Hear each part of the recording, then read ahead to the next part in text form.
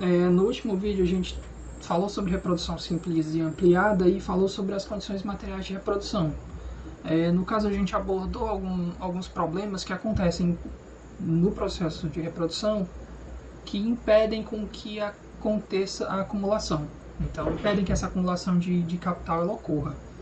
A gente mostrou que existem condições que são, no caso, existem condições materiais aquém do problema de realização, do problema de venda, que também impedem que isso aconteça. Então, tipo, dentro do processo produtivo, quando o capitalista ele decide ampliar a produção, ele vai se deparar com o mercado e com algumas necessidades. No capítulo 4 do Miglioli, ele fala especificamente sobre a oferta e a demanda da força de trabalho. E o Marx, dentro desse tema, ele introduz alguns conceitos, que é o que a gente vai trabalhar hoje. No caso, é o exército industrial de reserva. A gente vai falar sobre o problema dos salários e a gente vai falar sobre a composição orgânica do capital, antes de entrar especificamente no modelo dos esquemas de reprodução, dos esquemas da composição material do trabalho que o Marx monta. Então, para essa aula vai ser esses três tópicos, exército industrial de reserva, os salários e a composição orgânica do capital. Então, vai ser bem rápido. No exército industrial de reserva, funciona assim. O capitalista ele vai ter o problema do capital variável, no caso, o problema do fator trabalho, e ele pode acrescer essa força de trabalho, quando ele vai ampliar a capacidade produtiva no próximo ciclo, de dois jeitos. Ou ele explora mais o trabalhador, aqueles que já estão empregados, sabe? Ele força de algum meio que eles façam mais no mesmo tempo, ou ele amplia o número de trabalhadores. Esses são os dois jeitos que ele tem de garantir que a produtividade no próximo ciclo aumente. Então, ele pode aumentar a jornada de trabalho, ele pode aumentar o ritmo de trabalho, sabe? Modos de fazer a produção acontecer, com que o trabalhador consiga extrair cada vez mais. Ou ele amplia o número. Esse número, essa galera que está efetivamente contratada, ele vai chamar de exército industrial ativo. Então, os empregados, aqueles que estão trabalhando, vão ser o exército industrial ativo. Paralelo à força de trabalho empregada, dentro do sistema capitalista, o próprio sistema ele mantém uma mão de obra desempregada, a qual os capitalistas eles vão poder recorrer sempre que tiver um processo de acumulação de capital mais intensa. O que é isso? Sempre que tiver ocorrendo uma pressão produtiva maior, tiver necessidade de produzir mais, existe uma massa de reserva, no caso trabalhadores a mais, que vão estar dispostos, vão ser potencialmente empregados, entendeu? Então, nas palavras do Marx é assim: é a própria acumulação capitalista que produz constantemente e produz em razão direta de sua energia e amplitude uma relativamente excessiva população de trabalhadores, isto é, uma população maior do que o necessário para as exigências médias da alta expansão do capital, e, portanto, uma população excedente. Funcionaria assim: é como se dentro daquele exército industrial ativo, aquele exército industrial ativo conseguisse produzir suficiente para sustentar uma outra população excedente que não produz. Mas ele já é naturalmente, para o Marx, essa população excedente que não produz, ela já é característica fundamental do sistema, porque ela tem de servir no futuro para suprir as necessidades produtivas. Então, essa superpopulação relativa, ela é fruto da necessidade do capital. Ela é criada pelo próprio processo de acumulação e se deve a alguns motivos diferentes, mas o primeiro é que existe desapropriação dos meios de produção. Então, ela existe porque à medida que a gente falou na aula passada, à medida que o processo de acumulação ele se intensifica, o processo de concorrência ele vai acontecendo. Então, se a empresa não fizer se ela não ampliar sua capacidade produtiva, a concorrência vem engolir ela. Então, acontece de que aquelas que conseguiram acumular, elas vão crescer e elas vão acabar engolindo a capacidade produtiva de trabalhadores ou de produtores menores. Então, sempre que eu tenho um produtor pequeno que não tem capacidade, que não conseguiu crescer no mesmo ritmo das outras, as empresas maiores elas vão produzir de modo que aquele produtor menor, ele tenha um produto muito caro.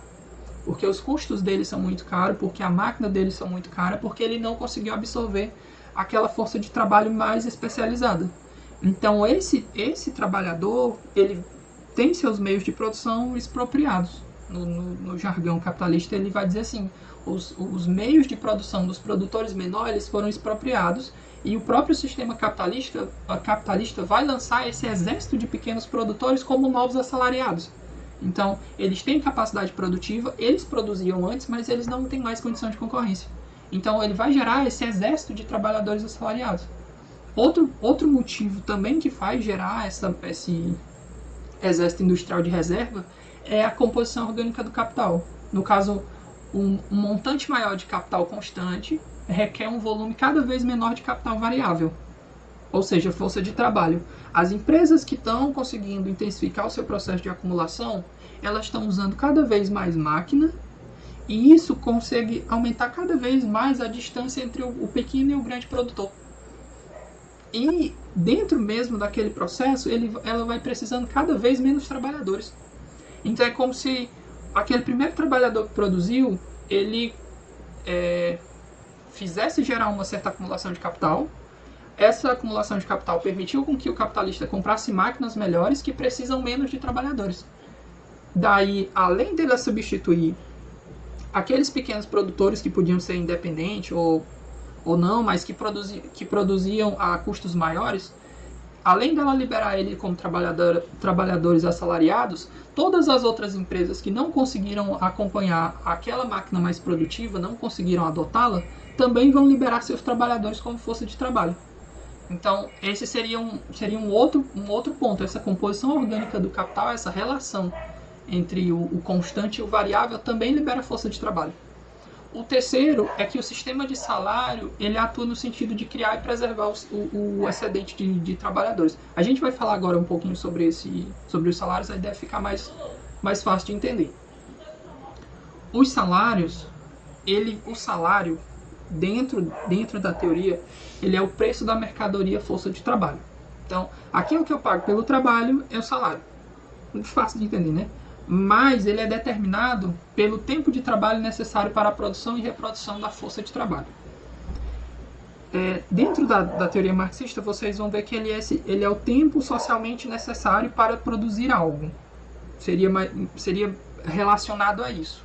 É tipo, se a média dos trabalhadores conseguem produzir um determinado bem a esse custo, então, comparando as produções dos diferentes itens, eu vou ter como dizer o quanto que vale um salário. Mas no basilar seria assim, existem valores de uso de coisas, no caso existem valor do meio de subsistências que vão sustentar o trabalhador. Então, o salário pago para o trabalhador, ele vai ser aquele mínimo que sustentar, que garantir com que aquele trabalhador ele mantenha-se em condições plenas para trabalhar. Então, o valor do salário, que é o preço da mercadoria de trabalho, ele vai ser o valor dos meios de subsistência necessários para mantê-lo. Então, o capitalista, ele assegura essa oferta constante da força de trabalho, pagando ao salário somente o que ele vai gastar com o custo de se manter. Por isso, o salário mínimo não é o mínimo, talvez eu esteja me extrapolando, mas aí ele, dentro dessa teoria, ele seria tipo só o que garante com que essa força se reproduza. Então, eu tenho que incluir a capacidade do trabalhador continuar se mantendo em plenas potencialidades produtivas, mas tenho também que garantir que aquela força de trabalho se reproduza. Ou seja, eu tenho que garantir meios, os mínimos aos quais garantam que aquela força de trabalho que ficou velha, ela já tenha gerado novos trabalhadores para eles continuarem o processo produtivo. Então, o salário ele vai ser esse mínimo, vai ser o mesmo valor dos meios de subsistência, mais o custo da sua reprodução. Então, suponho que os meios para isso mudar vai depender do quão grande vai ser essa necessidade de acumulação. Então, se eu tiver uma grande demanda por força de trabalho, no caso a acumulação está intensificada, Então a taxa de salário ela vai ser maior do que o nível de subsistência. Ou seja, eu estou precisando de muita gente e daí eu estou disposto a pagar mais do que o que seria o mínimo. Se o preço da força de trabalho no caso, quando a acumulação ela se reduz, vai crescer o exército industrial de reserva, porque a taxa de salário ela tende a ser menor do que o nível de subsistência. Então, aqueles que estavam na dúvida entre se entravam ou não no mercado produtivo e talvez tivessem entrado uma outra vez porque o salário tinha se aquecido, o salário tinha se tornado mais rentável, quando o salário voltou a cair porque a acumulação diminuiu, essas pessoas saem. Ou então, simplesmente, tem pouca, o capitalista está com pouca necessidade de mão de obra, então vai ter mais gente desempregada. Então, o exército industrial de reserva, ele tende a crescer quando o nível de acumulação, no caso a intensidade de acumulação ou o próprio as potencialidades produtivas do capitalista ela diminui. Vamos falar agora sobre composição orgânica do capital. A composição orgânica do capital, matematicamente, ela vai ser só essa relação entre o capital constante e o capital variável. No caso, vai ser a proporção entre o constante C sobre o capital variável V. No caso, entre os meios de produção fixo lá e a força de trabalho. Então, cresce com a acumulação do capital ao longo do tempo, ou seja, a proporção entre o capital constante ele passa a ser maior do que o variável. Eu vou necessitar cada vez mais de capital constante em relação ao capital variável, mas ela também é uma alteração. Essa crescente na composição orgânica do capital ela é uma alteração nas técnicas de produção. Então, o volume de capital constante por trabalhador ele torna-se cada vez maior. Ou seja, a força de trabalho ela vai ser gradualmente substituída por máquinas. Aí a gente tem que entender que essa parte da composição orgânica do capital, que é resultado do processo técnico e tal, e da concorrência entre os capitalistas, ela é como se fosse uma saída.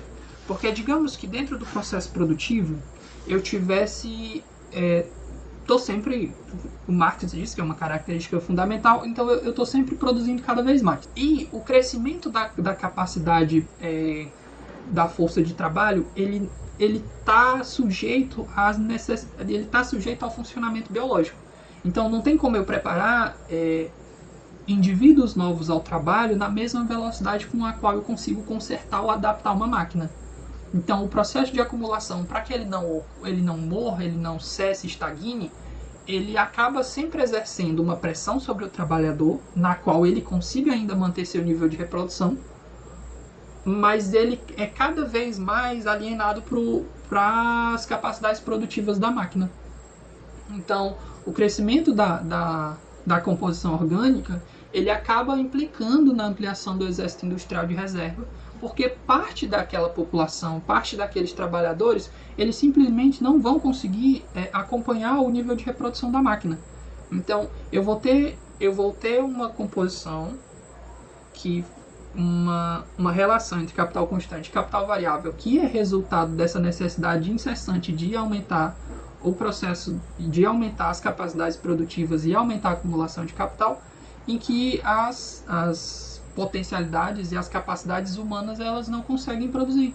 Existem limites físicos para o qual o trabalhador consegue trabalhar, mas o capitalista, quando ele tem essa pressão por produzir mais para não perder para a concorrência, ele resulta em mantendo a taxa de lucro, ele resulta em máquinas cada vez mais produtivas e que necessitam cada vez menos de capital variável. Então, é por isso que o crescente da composição orgânica é esse, uma necessidade cada vez maior de capital constante, porque naturalmente o capital variável não tem como acompanhar a mesma fórmula.